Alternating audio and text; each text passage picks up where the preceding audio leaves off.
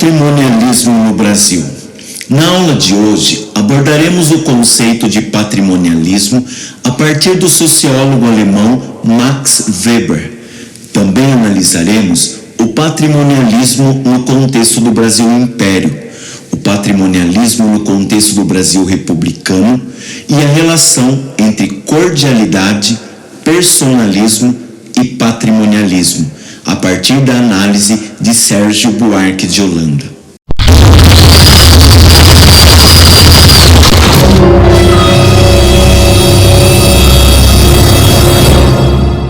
O sociólogo alemão Max Weber, no início do século XIX, conceituou o patrimonialismo. O termo evoca o sentido de propriedade privada, de lugar patrimonial, de espaço individual, o qual se impõe diante das causas públicas comuns. O conceito de patrimonialismo em Max Weber remete a uma forma de poder na qual as fronteiras entre o público e o privado são nebulosas e acabam por se confundir.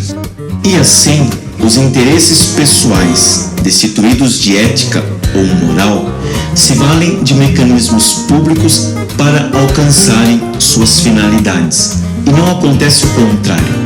Os bens privados não são utilizados em prol da vontade pública. E o Estado, que se encontra repleto desse expediente patrimonial, acaba sendo entendido como uma extensão dos desejos das pessoas que ocupam o poder e perde a racionalidade, do que decorre que a máquina política se torna ineficiente, na medida em que a regra pública, os interesses públicos, deixam de ditar as normas do governo. O personalismo vai se afirmando e se explicitando, mediante uma colcha de arranjos pessoais que alimenta práticas espúrias, como é o caso do conchavo, do apadrinhamento, do mandonismo e do clientelismo.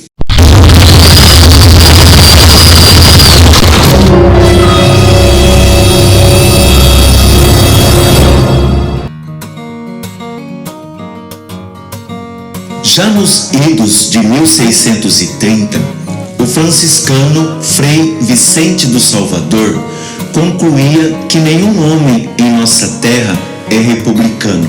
Ninguém zela pelo bem comum, estando cada um interessado no seu bem particular. Com a transferência da corte portuguesa, da família portuguesa, para o Brasil, as instituições e a administração pública do Estado lusitano hipertrofiaram ainda mais o patrimonialismo e o personalismo em nosso país.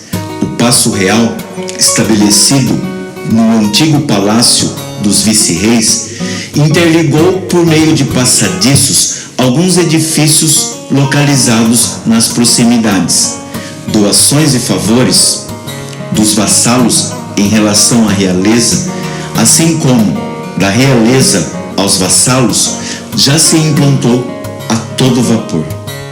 A administração portuguesa se instalou num contexto em que presentes iam e vinham, assim como nomeações, titulações e diversas outras formas de expressar a gratidão entre contemporâneos e conterrâneos, já que iam transformando a administração pública num enorme balcão de negócios. O perfil de Dom João VI, um rei nos trópicos, remete para alguém cercado por uma aristocracia palaciana que ansiava por favores.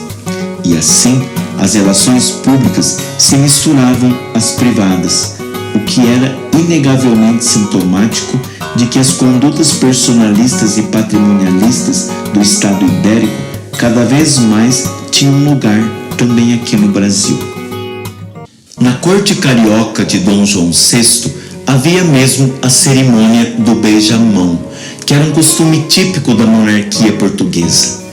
E a permanência de hábitos e instituições lusas no Rio de Janeiro atraía tanto a fidalguia quanto os plebeus, e o rei se aproximava pela intimidade de um povo cada vez mais insatisfeito com o caos da corte e o aumento de impostos. Havia casos em que a população era despejada de suas casas para acomodar fidalgos da corte. E eram muitos os que almejavam títulos de nobreza, medalhas, cargos políticos, pensões, status e outras formas de benefícios em proveito próprio, participando a todo custo do jogo do toma lá da cá.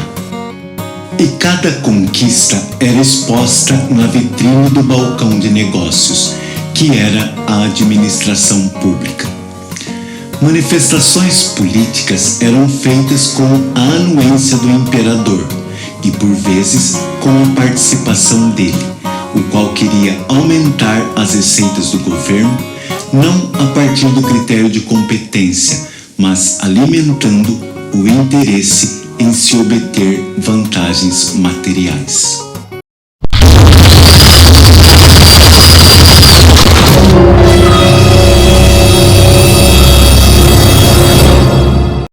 Com a proclamação da República, as relações patrimonialistas e personalistas se tornaram ainda mais evidentes, e a praticamente ausente distinção entre as esferas públicas e privadas tem implicações profundas para a res pública. No século XX, a República foi se estabelecendo à base de muita troca, favoritismo, empréstimo, negociação e repressão. Como diziam os jornais satíricos da época, o país se tornou uma grande fazenda. Em vez de respeito à vontade soberana do povo, o que havia era uma forma de organização política na qual o poder era exercido de forma personalista, colocando os governantes e a elite econômica em relações de lealdades e trocas de favores. Se é verdade que durante o Império o Brasil era um balcão de negócios, no qual Pedro II distribuía títulos nobiliárquicos, os quais poderiam ser retirados em qualquer deslize do novo nobre, não é menos verdade que no Brasil republicano, os novos nobres, agora do café, corriam atrás dos benefícios do governo a partir dos mecanismos que a elite oligárquica criou para obter benefícios próprios, e o coronel era parte fundamental do sistema oligárquico, pois hipotecava seu apoio ao governo estadual sob a forma de votos de cabresto, conseguindo, em troca, poder sobre seus dependentes e rivais. A cessão de cargos era apenas uma das manifestações da política do compadrio e do clientelismo, típica da Primeira República.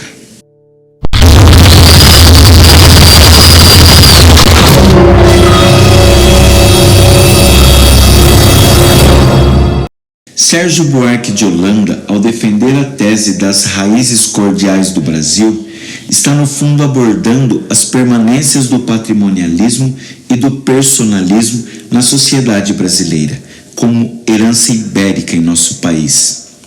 Segundo ele, entre nós, a vida dos cidadãos, em vez de estar organizada segundo princípios impessoais, encontra-se marcada pela precedência dos afetos e do imediatismo emocional.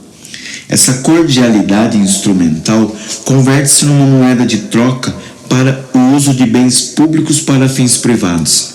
Portanto, quando ele diz que daremos ao mundo o homem cordial, não o faz em tom de celebração, mas lamentando a nossa difícil entrada na modernidade e refletindo criticamente sobre ela.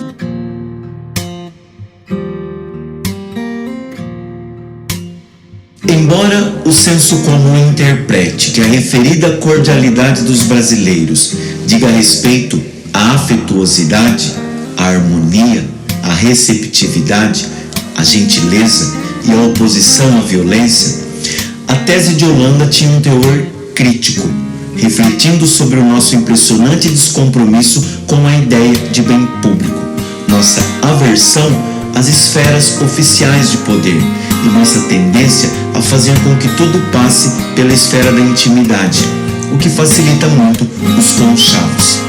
Ao afirmar que a contribuição brasileira à civilização é a cordialidade, não coloca em ênfase traços de polidez ou civilidade.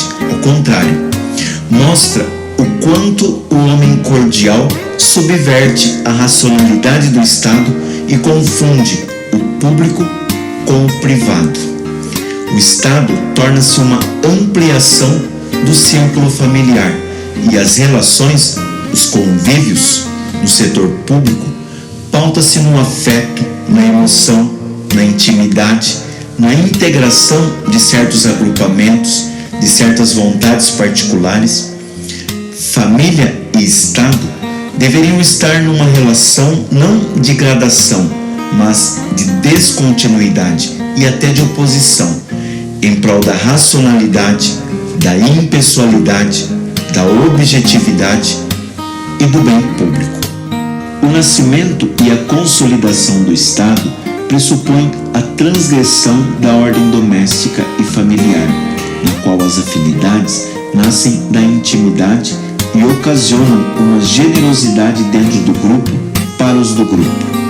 As boas maneiras, assumidas a título de máscara, asseguram a supremacia do indivíduo ante o social, de modo que esse tipo de polidez acaba implicando a presença contínua e soberana do indivíduo, o qual faz valer suas vontades particulares, pessoais, dentro de círculos fechados de privilegiados pelo poder promotor do conluio. De acordo com Sérgio Buarque de Holanda, a lógica do círculo familiar se impõe com muita desenvoltura em nosso país, mas no estado racional e coercitivo, as esferas públicas e privadas devem estar separadas, de modo que todos sejam cidadãos, independentemente de família, cargo, status, etc.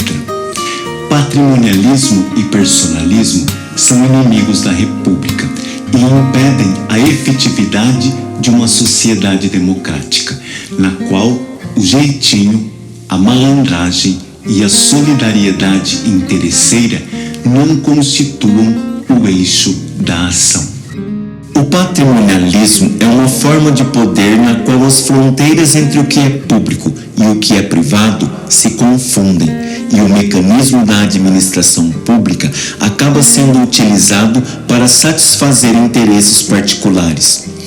Em função do patrimonialismo, o Estado perde a racionalidade e a eficiência, pois deixa de atender ao interesse público e abre margens para colchas de conchavos, conluios, mandonismos, compadrios, apadrinhamento, clientelismo e toda sorte de prática espúria, que desvirtua o poder e o transforma num instrumento para atender aos interesses de privilegiados. Quanto mais o patrimonialismo e o personalismo são hipertrofiados, menos o poder público zela pelo bem comum, estimulando favores, doações, presentes, benefícios, a partir da lógica do toma lá da cá, a qual transformou o Brasil Império num balcão de negócios e o Brasil republicano numa grande fazenda, suprindo o interesse de uma elite por vantagens materiais intermináveis. Criticando essas manipulações políticas baseadas em trocas e favoritismos, Sérgio Buarque de Holanda lamenta as raízes cordiais do Brasil, no sentido de que uma intimidade e uma afetuosidade familiar permeia a administração pública, comprometendo-lhe a racionalidade, a impessoalidade e a objetividade.